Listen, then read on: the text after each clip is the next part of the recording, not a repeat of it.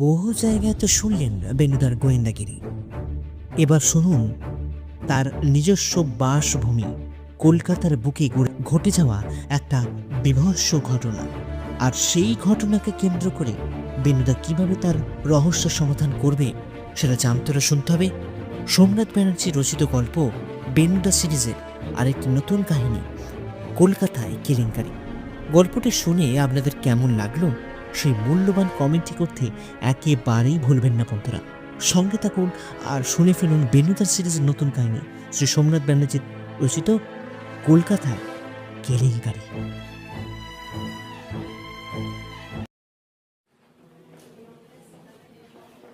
এই মশাই লেখার ধরন বর্তমানে নিম্নগতি অর্জন করেছে। এই আপনি কি বলেন মশাই? কলেজ স্ট্রিটের রাস্তায় হাঁটতে হাঁটতে বলিয়েছেন প্রখ্যাত রহস্য রোমাঞ্চ ঔপন্যাসিক শ্রী কমল বন্দ্যোপাধ্যায়। বেনুদা এদিক ওদিক বইয়ের দোকান দেখতে দেখতে বলে, সেটা কীরকম কমলবাবু? আরে মশাই, বর্তমানে নারী শরীর আর কামনায় পরিপূর্ণ সব গল্প, বুঝলেন না? আর সেসব গল্প না লিখলেও এই প্রকাশকরা গল্প ছাপাতে চায় না। কথাটা আপনার একদম উড়িয়ে দেওয়া যাচ্ছে না কমলবাবু, আমিও ব্যাপারটা লক্ষ্য করেছি বটে। এবার কমলবাবু হাঁটা থামিয়ে বেনুদাকে প্রশ্ন করে, এই তাহলে মশাই এ বিষয়ে আপনার কি মতামত? বেনুদা সানগ্লাসটা সরিয়ে বলে, বলবো, তবে শরবত পান করতে করতে ভালো হয় নাকি? শরবতের দোকানে ঢুকে 3টে নারকোল শরবত অর্ডার করে আমরা 3জন সেই দোকানের শেষের দিকে একটা টেবিলে গিয়ে বসি। বেনুদা শরবতে একটু চুমুক দিয়ে বলে, আহ, প্রাণটা ভরে গেল একদম। বেশ। আচ্ছা কমলবাবু, মা শব্দের পাশে যদি একটা গি লাগিয়ে দিই তাহলে সেটা কেমন শোনাবে? কমলবাবু জিভটা দাঁত দিয়ে কেটে বলেন, এই না না মশাই, এসব কি বলছেন মশাই? আমার কাছে এই সব মেয়ে মায়ের মতন, সেখানে সমস্যাটা এখানেই কমলবাবু। আপনার মতন চিন্তাধারা আর কটা মানুষের আছে বলুন তো? সবাই চায় নিজের কামনার পরিপূরণ করতে। তবে আমি বলি, তবে কি বেনুদা? বেনুদা এবার আমার দিকে তাকিয়ে বলে, দেখ পার্শ্বে, শুনতে খারাপ লাগলেও এটা স্বীকার করতেই হয় যে এটা স্বীকার করতে আমার কোনো দ্বিধা নেই যে সমাজের নিম্নমুখীনতার পেছনেই অনেকখানি দায়ী বর্তমান নারীদের ওপর। তাদের চাল চলন, বেশভূষা, তাদের বহু পুরুষের সান্নিধ্য লাভের পিপাসা শেষ করে দিচ্ছে বর্তমান সমাজকে। কমলবাবু বলেন, তার মানে মশাই সব দোষ ওই নারীদের? এই ছেলেরা যাকে বলে ওই জাস্ট লাইক ওই গ্যাঙ্গেস ওয়াটার, তাদের কোনো দোষ নেই? কোনো নারী যদি নিজের গাম্ভীর্যকে ধরে রাখে তাহলে কোনো পুরুষের ক্ষমতা হবে তার দিকে কুদৃষ্টি নিয়ে তাকিয়ে থাকা? কি মতামত আপনার কমলবাবু? কমলবাবু কিছুক্ষণ চুপ করে থাকেন, তারপর মাথা নাড়িয়ে বলেন, এ না মশাই, এই বিষয়ে আমিও কিন্তু আপনার সাথে একমত। এরপর বেনুদা কিছু বলতে যাবে অমনি ওর ফোনটা বেজে ওঠে। কিছুক্ষণ তাতে কথা বলার পর সে বলে, বুঝলি পারছি, আমাদের একবার এক্ষুনি বাড়ি যেতে হবে। কেন বেনুদা? কমলবাবু হতবাক হয়ে বলেন, এই মশাই, এই কেন, কে ফোন করেছিল যার জন্য এত তাড়াতাড়ি? বেনুদা চেয়ার ছেড়ে দাঁড়িয়ে উঠে বলে, আমিও সঠিক জানি না কমলবাবু, তবে অমূল্য বসাক নামে এক ভদ্রলোকের ফোন আসে, সাক্ষাৎই সবকিছু বলবে বলেছেন। এরপর বাকি কথা বাড়িতে। বাড়িতে আসা থেকে বেনুদা একবারও কোনো কথা বলেনি। ড্রয়িং রুমের সময় সেই যে আশা থেকে বসে আছে চুপ করে, তারপর একবারও সেখান থেকে উঠে আসেনি। এদিকে আমি আর কমলবাবু বেশ কিছুক্ষণ লুডো খেলার পরেও কেউ না আসাতে আমি এবার বেনুদাকে বলি, কি হলো বেনুদা, অমূল্যবাবু কোথায় গেলেন? বেনুদা এবার নিজের নীরবতাকে সরিয়ে রেখে বলে, সেটাই তো ভাবছি রে পার্শ্বে, এতক্ষণ হয়ে গেল। বেনুদার কথা শেষ হতে না হতেই দরজার কলিং বেলটা বেজে ওঠে। আমি গিয়ে দরজা খুলতে গিয়ে দেখি এক বছর 60 ভদ্রলোক দরজা করে দাঁড়িয়ে আছেন। তার পরনে প্যান্ট শার্ট আর চোখে কালো ফ্রেমের মোটা চশমা, তবে মাথার বেশিরভাগ চুলই নেই। পাতি বাংলায় কথায় যাকে বলে টাক। ভদ্রলোক আমাকে দেখেই নমস্কার জানিয়ে বলেন, আচ্ছা, প্রভাতবাবু আছেন? আমি ভদ্রলোককে ভেতরে আসতে বলে বেনুদার কাছে নিয়ে যাই। বেনুদা তাকে দেখে চেয়ার ছেড়ে দাঁড়িয়ে নমস্কার জানায়। তারপর তার উল্টো দিকে চেয়ারে বসতে বলে। আমি গিয়ে কমলবাবুর পাশে গিয়ে বসি। অমূল্যবাবু বলেন, দেখুন মিস্টার রায়, অসময়ে আপনার কাছে আসার জন্য আমি দুঃখিত, কিন্তু বিশ্বাস করুন, এছাড়া আমার কোনো আর দ্বিতীয় পথ জানা ছিল না। এই বলে আবারও চুপ করে যান ভদ্রলোক। বেনুদা এবার বলে, দেখুন মিস্টার বসাক, আপনার এখানে আসার সঠিক কারণ আমার জানা নেই ঠিকই, কিন্তু এটা আপনাকে কথা দিতে পারি, বিষয়বস্তুর গভীরতা যদি আমাকে অস্থির করে তোলে তাহলে আমি নিশ্চয়ই আপনাকে সাহায্য করব। অসংখ্য ধন্যবাদ মিস্টার রায়, কিনা আমি জানি না যে আপনি কেসটা নেবেন কিনা, কিন্তু এক অসহায় বাবার বহু আশা নিয়ে আপনার কাছে ছুটে এসেছে মিস্টার রায়। কমলবাবু অবাক হয়ে বলেন, এই বাবা, এই মানে মশাই? অমূল্যবাবু কমলবাবুকে বলেন, গত পরশু আবার মেয়ের অস্বাভাবিক মৃত্যু ঘটেছে, আর আর তার জন্যই। অস্বাভাবিক কেন? সেখানেই তো আসল রহস্য প্রভাতবাবু। বেশ, রহস্য যখন তখন খুলে বলুন, দেখি সেটাকে সমাধান করতে পারি কিনা। ভদ্রলোক হাসি মুখে বলেন, আমি জানি মিস্টার রায়, আপনি পারবেন রহস্যের সমাধান করতে। বেনুদা এবার তার সিংহমুখী লাইটারটা হাতে ঘোরাতে ঘোরাতে বলে, বেশ, ঘটনাটা আপনি একবার খুলে বলুন দেখি। অমলবাবু তার নিজের মাথায় ঘটনাগুলোকে সাজিয়ে বলতে শুরু করেন। আমি কলকাতার বাসিন্দা নই প্রভাতবাবু। জীবনের বেশ কিছুটা সময় কাটিয়েছি নতুন দিল্লি শহরে। পেশায় ডাক্তার ছিলাম, তাই বেশ কিছু অর্থ যে আমি রোজগার করেছি সেটা বলে দিতে হয় না। সেখানকার এক বাঙালি মেয়ের সাথে আমার বিবাহ হয়, আর বিয়ের ঠিক 3 বছর পরই আমার এক কন্যা সন্তান জন্মগ্রহণ করে। জীবন খুব সুন্দরভাবেই চলছিল মিস্টার রায়, একদম যাকে বলে স্বপ্নের মতন। কিন্তু বাদ সাধল স্ত্রীর মৃত্যুর পর থেকেই। আমার একমাত্র মেয়ে তার মায়ের মৃত্যুটা কিছুতে মেনে নিতে পারে না। তাই আমি ঠিক করি, একমাত্র মেয়ে নিরূপা, তার বিয়ে দিয়ে আমি দেশে ফিরে আসব। কিন্তু হতভাগী 1 বছরের মধ্যেই নিজের স্বামীকে হারিয়ে ফেলে। একটা রোড অ্যাক্সিডেন্টে মারা যায় জামাই। তাই এবার আমি দিল্লির সব পাট চুকিয়ে মেয়েকে সঙ্গে করে নিয়ে চলে আসি কলকাতা শহরে। এখানে এসে এক নির্জন পাড়াতে একটা বাড়ি কিনি, আর সেখানেই আমরা দুজন নিশ্চিন্তে বসবাস শুরু করি। বিশ্বাস করুন, আমরা দুজন সত্যি খুব ভালো ছিলাম, কিন্তু কিসের কিন্তু মশাই? যুবতী মেয়ে, তাই তাকে লোকচক্ষু আড়ালে রাখতাম। আর সত্যি বলতে কি, নিরূপাও কারোর কাছে মিশতে চাইতো না। নিজের খেয়ালি বাড়ি থাকতো, আর বাড়ির দেখাশোনা, সারাদিনের কাজ, বাড়ির চাকর বাকর সবকিছু ওই সামলাতো। আমি বেশিরভাগ সময়টাই বাড়ির বাইরে এদিক ওদিক কাজের সূত্রে কাটাতাম। এই কিসের কাজ মশাই? আসলে একটু আদ্র লেখালেখির শখ আমার আছে, তাই। বেনুদা বলে, সবই তো বুঝলাম, কিন্তু এখানে আমার কিন্তু একটু অবাক লাগছে মিস্টার বসাক। অবাক কেন? বর্তমান যুগের মেয়ে হয়ে এরকম জীবন বাঁচলেন কেন নিরূপা দেবী? আসলে মেয়েটা আমার বড়ই ওরকম, বুঝলেন না?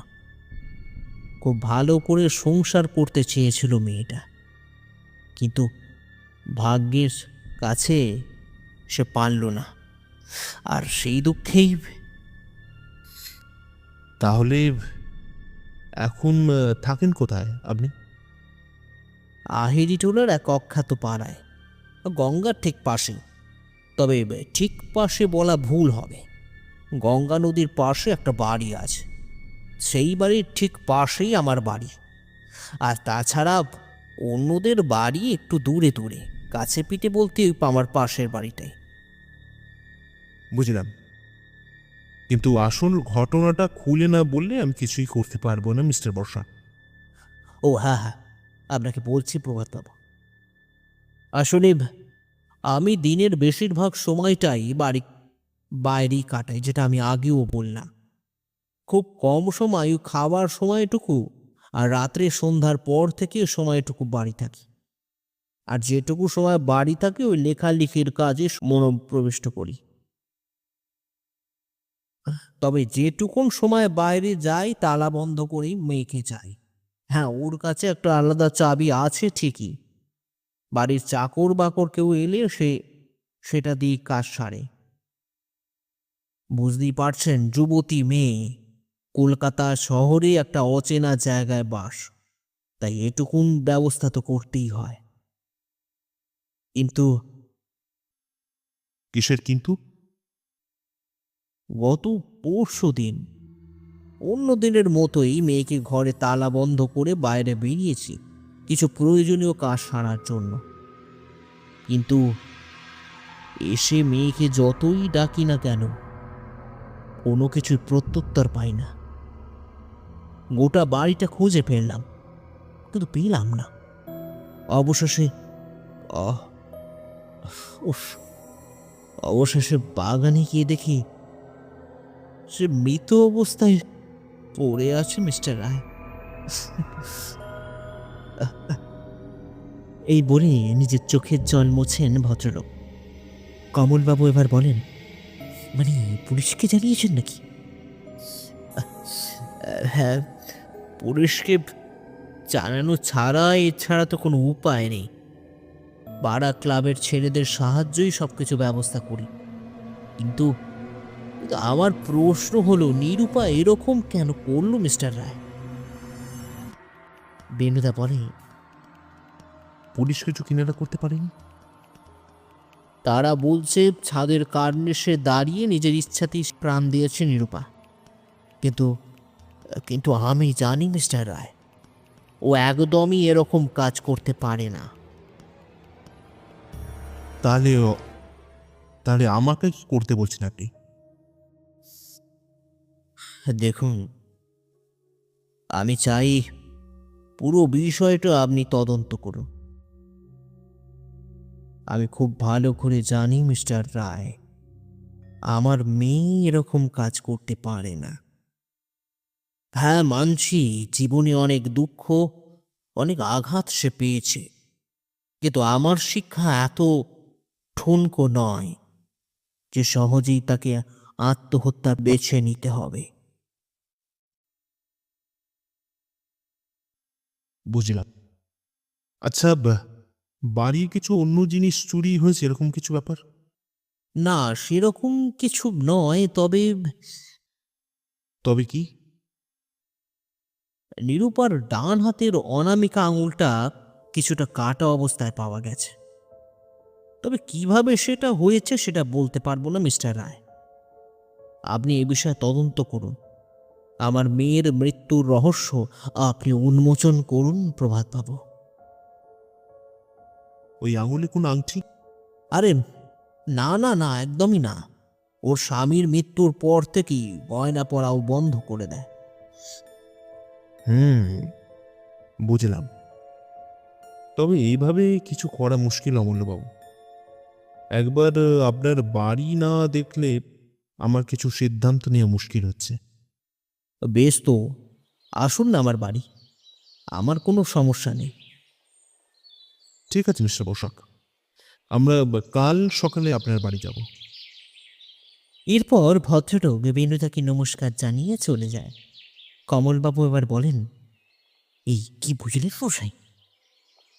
বেনুদা হাসি মুখে বলে, এই প্রশ্নটাই যদি আমি আপনাকে করি কমলবাবু, তাহলে?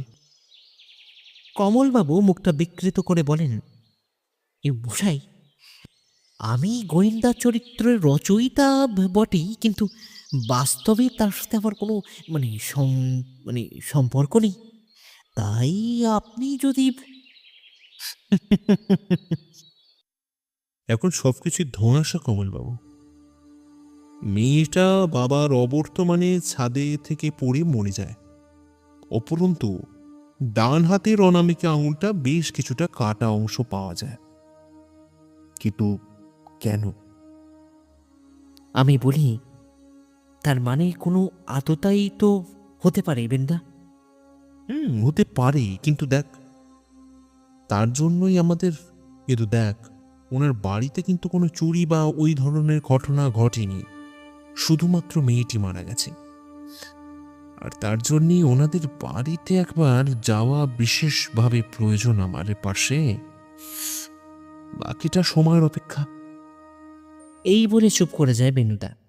এখন তার দৃষ্টি বাইরে প্রকৃতির দিকে। আপনার বাড়িটা কিন্তু সত্যি সুন্দর। শখ করেই বানিয়েছিলাম প্রভাতবাবু, তবে মেয়েটাই... আমরা এখন বসে আছি অমূল্যবাবুর বাড়ির ড্রয়িং রুমে। কমলবাবু আজ খুব সকাল সকাল আমাদের বাড়িতে চলে আসে, আর তারপরই আমরা তিনজন কমলবাবুর গাড়ি করে চলে আসি অমূল্যবাবুর বাড়িতে। অমূল্যবাবুর বাড়ি বসাক ভিলাতে, দোতলা, চারপাশে বাগান বিশিষ্ট বাড়ি।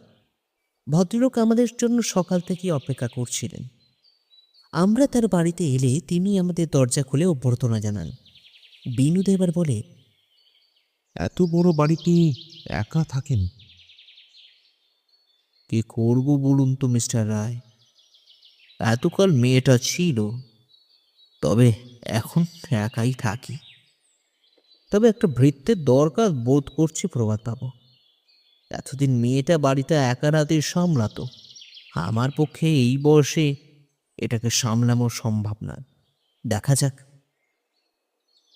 দেখুন মিস্টার বসাক, আমাদের ঘটনার জায়গাটা দেখা বিশেষভাবে প্রয়োজন। বেশ তো, চলুন না, বাগানেই তো ওর নিথর।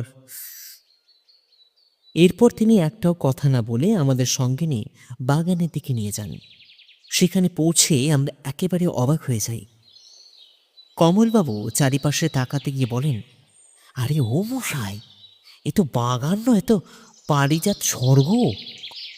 এত বিভিন্ন ধরনের ফুল আমি এর আগে দেখিনি মশাই।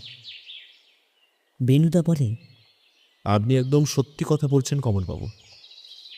কিছু দূর এগোতেই অমূল্যবাবু বলেন, এই জায়গাটাই প্রভাতবাবু, পুলিশ জায়গাটা ঘিরে রেখে দিয়ে গেছে।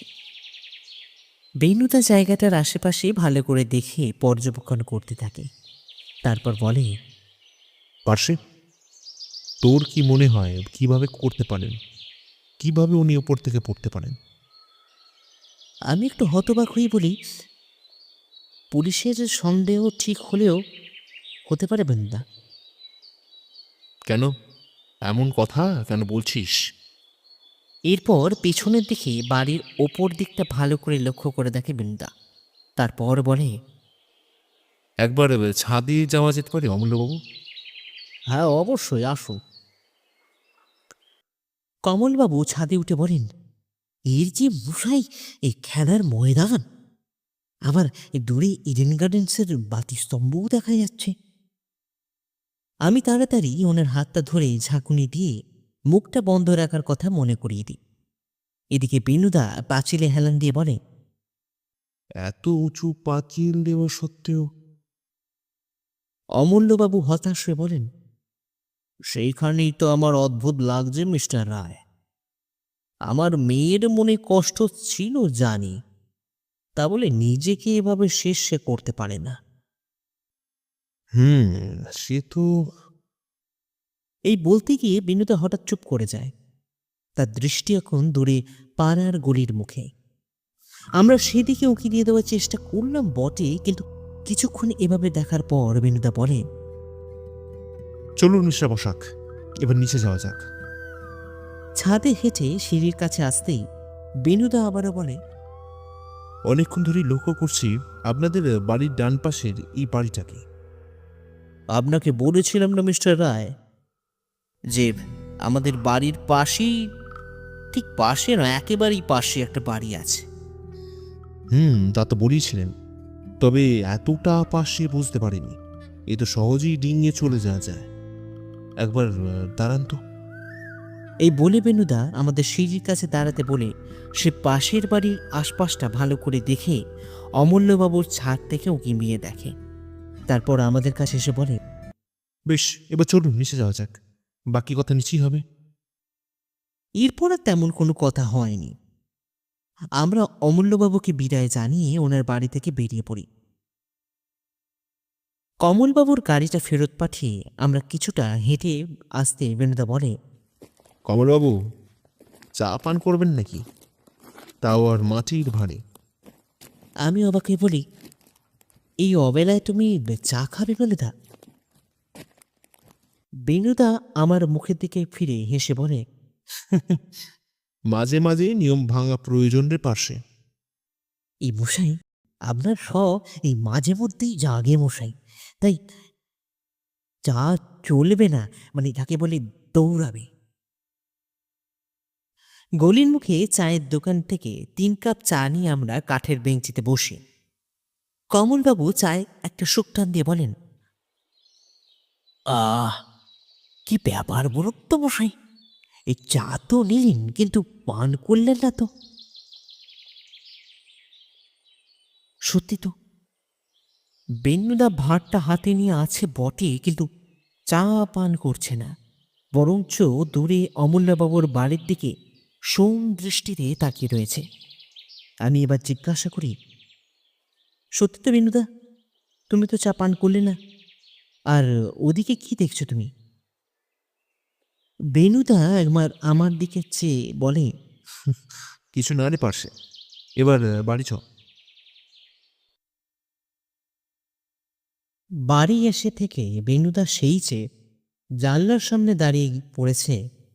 তারপর থেকে একটা কথা সে বলেনি। তার হাতে থাকা সিংহমুখী লাইটারটা ঘুরিয়ে চলেছে আর বাইরে কি যেন দেখে চলেছে।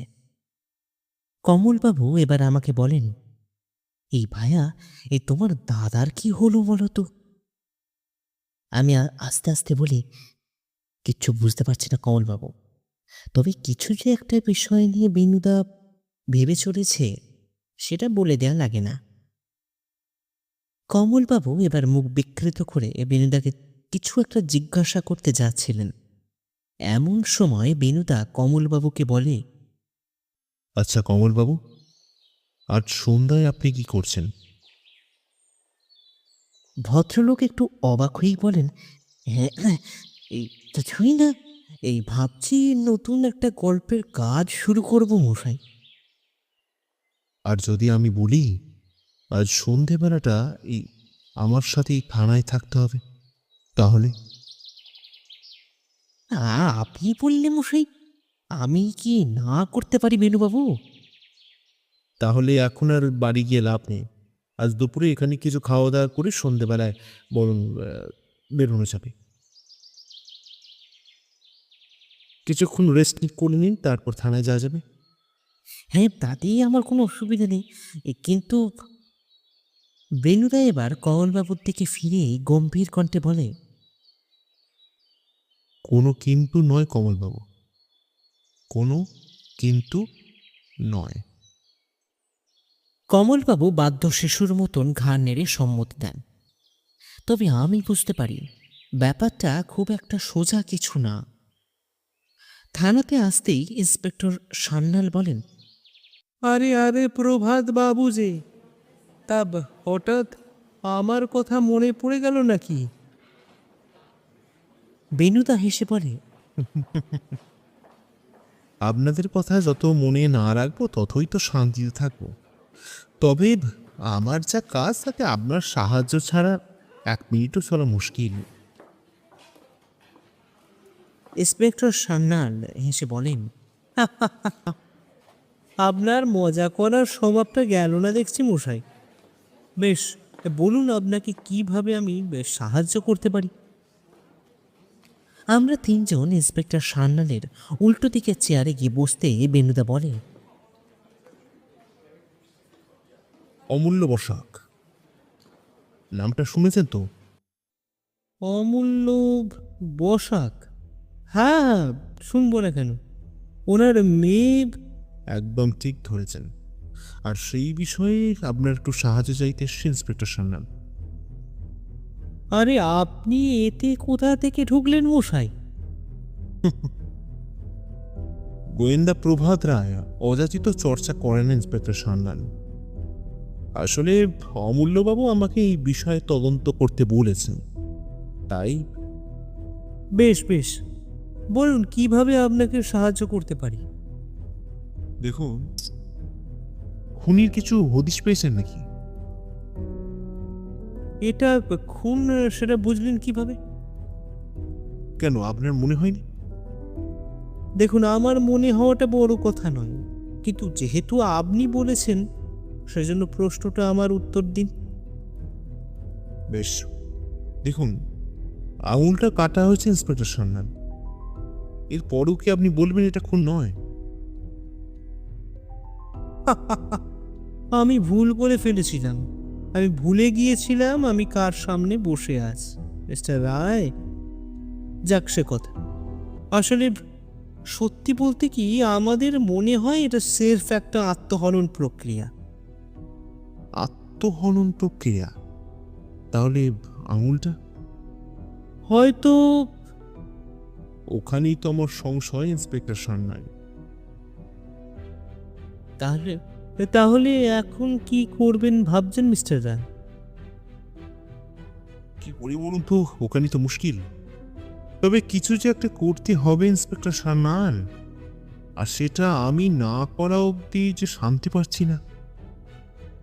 কমলবাবু এবার বলেন, এই মশা সব কিছুই টোটাল এই আলুর দম কেস হয়ে গেছে মশাই। আলুর দম? ওটা কমলবাবু স্পেশাল ভাষা, সান্যাল বাবু। তারপর একটু থেমে বেনুদা বলেন, আপাতত আমরা চললাম ইন্সপেক্টর সান্যাল, নতুন কিছু তথ্য পেলে আপনাকে জানাবো। থানা থেকে বেরিয়ে আমরা সিধে চলে আসি আমাদের বাড়িতে।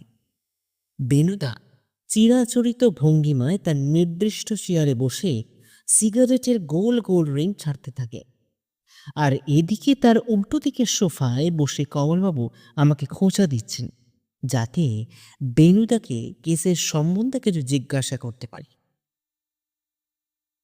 অবশেষে এক প্রকার বাধ্য হয়ে আমি বলি, আচ্ছা কমলবাবু, আপনি বেনুদাকে সরাসরি জিজ্ঞাসা করতে পারেন তো? বেনুদা সিগারেট সেবন থামিয়ে অবাক দৃষ্টিতে কমলবাবুর দিকে তাকিয়ে বলে, কি প্রশ্ন আপনার কমলবাবু?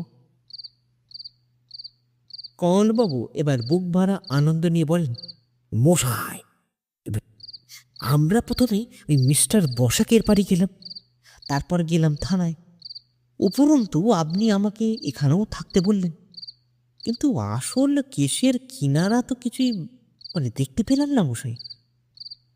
তাতে যদি একটু বলেন একটু সুবিধা হতো। সময় এনে সব কিছু জানতে পারবেন কমলবাবু। আপাতত আজ রাতটা আপনার বিছানায় শুয়ে কাটিয়ে দিন, বাকিটা কাল পরিষ্কার হয়ে যাবে। কমলবাবু অবাক হয়ে বলেন, মশাই, এ আপনার ঘর তো ছোট, ওখানে আপনি আর আমি মানে তার চেয়ে বরং এই পরেশ ভাইয়ার ঘরে গিয়ে আমি থাকি।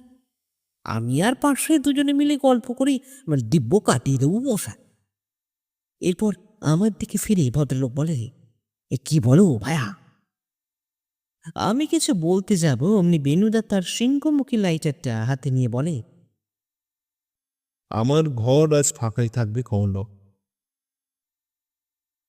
আমি অবাক হয়ে বলি, কেন বেনুদা, তুমি কোথায় যাবে? বেনুদা চেয়ারে হেলান দিয়ে বলে, কাজ আছে রে, পাশে বিস্তর কাজ আছে। মেঘের আড়ালে থাকা মেঘনাথ বসে সব কিছু দেখে চলেছে, বুঝলি? আর মাঝে মাঝে কাজটাও করছে। এই বলে চুপ করে যায় বেনুদা। কমলবাবু এবার বলেন, মশাই, মানে কে মেঘনাথ আর কেই বা কিসের মেঘ, এ কিছুই তো বুঝতে পারছি না মশাই। কাইন্ডলি আমাকে একটু বোঝাবেন প্লিজ। বেনুদা এবার হেসে বলে, আজ নয় কমলবাবু, ওটা কালকের জন্য তোলা থাক। তবে রাতে দুজনে কিন্তু সতর্ক থাকবেন। আমি না বলা অবধি বাড়ি থেকে এক পাও কোথাও বেরোবেন না। কমলবাবু দাঁড়িয়ে সেলাম দিয়ে বললে, জো হুকুম সাহেব। আজ খুব সকালে বেনুদা আমাকে ফোন করে কমলবাবুকে সঙ্গে নিয়ে অমূল্যবাবুর বাড়িতে চলে আসতে বলে। আর আমিও বেনুদার কথা মতন একটা ট্যাক্সি নিয়ে কমলবাবুকে সঙ্গে নিয়ে মিস্টার বসাকের বাড়িতে চলে আসি। রাস্তায় যেতে যেতে কমলবাবু আমাকে প্রশ্ন করেন, কি ব্যাপার বলো তো ভাইয়া, এত সকালে বসাক ভিলায়? আমি বলি, দেখুন সেটার কারণ বেনুদে কিছুই বলেনি আমাকে। তবে কি ভায়া, আমার মনে হয় বেনুদা রহস্যের কিনারা কিন্তু করে ফেলেছে, বুঝো? তাই তো লাগছে কমলবাবু, তবে সেখানে না যাওয়া অবধি কিছু বোঝা যাচ্ছে না। গভীর চিন্তার ব্যাপার। এমনিতেই বেনুবাবু কাল সারা রাত কোথায় ছিলেন তার ঠিকানাও পাইনি, তার উপর আজ। কমলবাবুর কথা শেষ হওয়ার আগে আমরা বসাক ভিলায় পৌঁছে গেলাম। ট্যাক্সি থেকে নেমে দেখি পুলিশের জিপ বসাক ভিলার সামনে দাঁড়িয়ে আছে। কমলবাবু বলেন, কেস জন্ডিস পায়া। এরপর আমরা অমূল্যবাবুর বাড়িটুকে দেখি। ড্রয়িং রুমে বেনুদা, অমলবাবু, ইন্সপেক্টর সান্যাল আর একজন অপরিচিত ভদ্রলোক চেয়ারে বসে আছেন। তাকে ঘিরে দাঁড়িয়ে আছেন দুজন কনস্টেবল। আমি আর কমলবাবু দুজন এগিয়ে গিয়ে বেনুদার পাশে সোফাতে গিয়ে বসতেই বেনুদা বলে, তোদের অপেক্ষায় করছিলাম রে পাশে, না হলে অনেক আগে সব মিটে যেত। কমলবাবু উদ্বেগ স্বরে বললেন, এ কি মৃত্যু মশাই? রহস্যের সমাধান কমলবাবু, রহস্যের সমাধান। তাহলে একদম ঠিক ধরেছেন। কাল সারা রাত জেগে অপরাধীকে ধরা কাজটা করেই ফেললাম, বুঝলে? আর তার ফল তো আপনি দেখতেই পাচ্ছেন। কিন্তু ইনি কে বেনুবাবু? বেনুদা এবার চেয়ারে সিধু হয়ে বলে, তার জন্য ঘটনাটা প্রথম থেকে শুনতে হবে যে কমলবাবু। এ বেশ তো মশাই, এই চালু করুন, চালু শুরু আরম্ভ করুন। বেশ। এই বলে বেনুদা চেয়ার ছেড়ে আমাদের সামনে পায়চারি করতে করতে বলতে শুরু করে, প্রথমেই বলে রাখা ভালো, আমি এই কেসটা নিয়ে যথেষ্ট উদ্বিগ্ন ছিলাম, কারণ আমি বুঝতে পারছিলাম না কিভাবে এগোনো যেতে পারে। তাই বহু চেষ্টা করেও যাক সে কথা। এরপর আমার দিকে ফিরে বেনুদা বলে, আচ্ছা পার্শ্বে, তোর কি মনে হয়, তোর কি মনে আছে আমি তোকে একজন ভালো গোয়েন্দার কয়েকটা গুণের কথা বলেছিলাম? আমি ঘাড় নেড়ে সম্মতি জানাই। বেনুদা আবারও বলে, বেশ, ঝটপট বলে ফেল দেখি। ওই তো বেনুদা, উপস্থিত বুদ্ধি, দীপ্তমান চলন, তীক্ষ্ণ শ্রবণ শক্তি আর তীক্ষ্ণ দৃষ্টি। সাবাস পার্শ্বে, সাবাস। তবে ওই শেষেরটা আমাকে এই যাত্রায় বাঁচিয়ে নিল, বুঝলি? কমলবাবু অবাক হয়ে বলেন, শেষেরটা মানে কিভাবে বসে? বেনুদা এবার তার তীক্ষ্ণ ও ধারালো হাসি হেসে বলে, তাহলে ঘটনাটা শুনতে হবে কমলবাবু, শুরু করি। ইন্সপেক্টর সান্যাল একটু থামিয়ে বলেন, বেশ তো, মানে এই শুনলে যদি ব্যাপারটা সবার পরিষ্কার হয় তাতে ক্ষতি কি? বেনুদা এবার তার নিজের চেয়ারে ফিরে এসে বসে বলে, আহ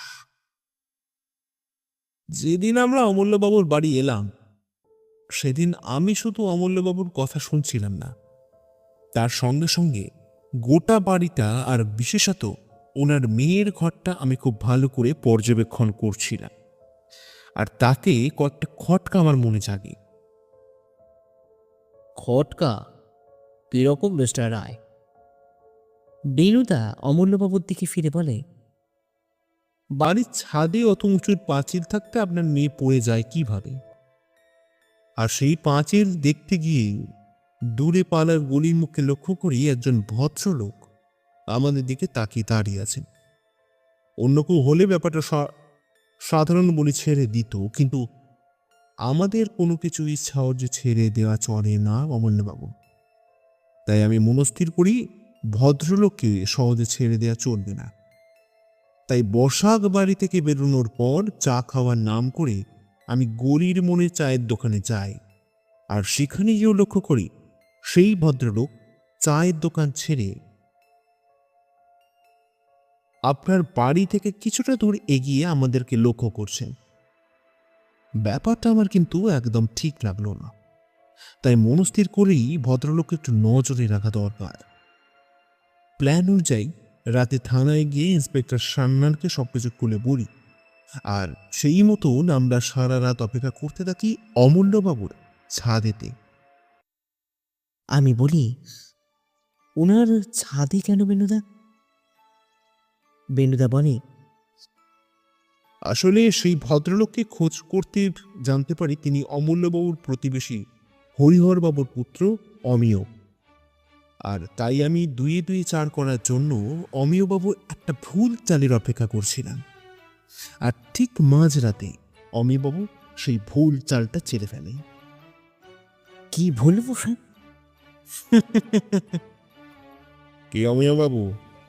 এটা আমি বলবো না আপনি খুলে বলবেন? অমিয়বাবু রেগে বলেন, আমি কোনো কিছু অন্যায় করিনি মিস্টার রায়, যেটা করেছি একদম ঠিক কাজ করেছি। আপনি ঠিক করেননি অমিয়বাবু। আইনকে হাতে নিয়ে ছিনিমিনি আপনি করতে পারেন না। কমলবাবু এবার বলে, এরপর বেনুবাবু আপনি যদি একটু বলে দেন।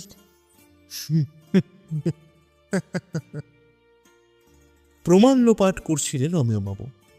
নিরূপা দেবীর যাবতীয় দেওয়া চিঠি, ভালোবাসার তথ্য তিনি সব আগুনে পুড়িয়ে ছারখার করে দিতে চাইছিলেন।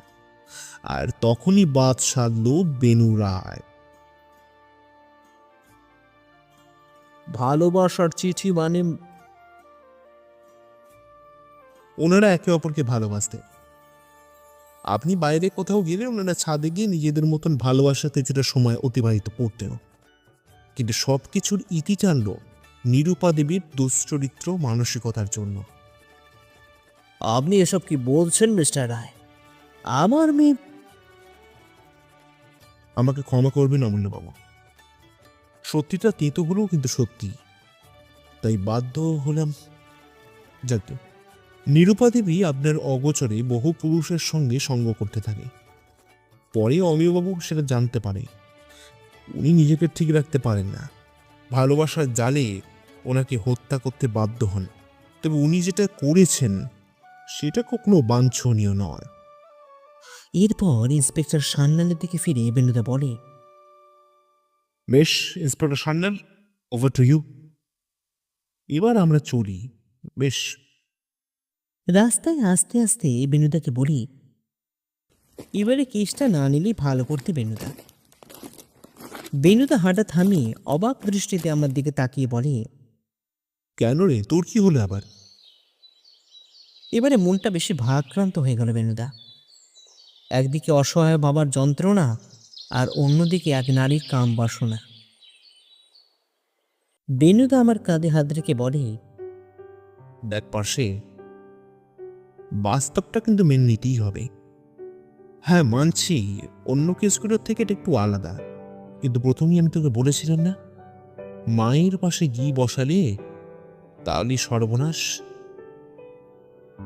কমলবাবু এবার সচকিতে বলেন, কিন্তু বসাই, এখানে নিরূপা দেবী এর নিজের কামেই শিকার, তাহলে সেই জন্যই তো ষড়রিপুকে নিয়ন্ত্রণ করা বিশেষভাবে প্রয়োজন কমলবাবু। এবার চলুন, নিজেদের একটু হালকা করা যাক।